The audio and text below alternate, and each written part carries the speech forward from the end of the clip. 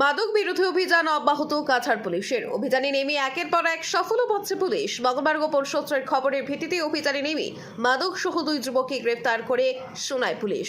পূর্ব সোনাইয়ের গাছতলায় চেকিং চলাকালীন AS 11W9984 নম্বরের একটি স্কুটি আটক করা হয়।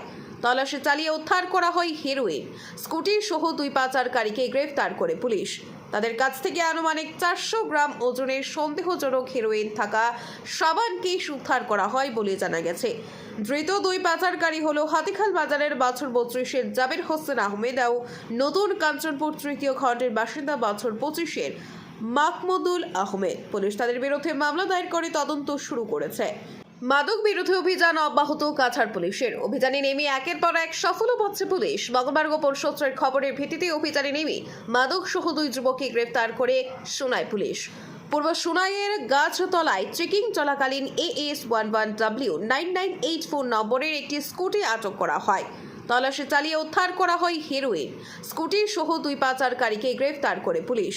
তাদের কাছ থেকে আনুমানিক 400 গ্রাম ওজনের সন্দেহজনক হেরোইন থাকা সাবান কেস উদ্ধার করা হয় বলে জানা গেছে।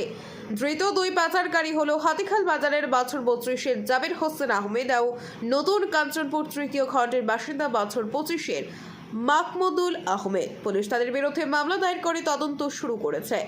ব্যুরো রিপোর্ট, আজকের বরাক। আপনারা দেখছেন আজকের Barak, a house of Adrija digital media.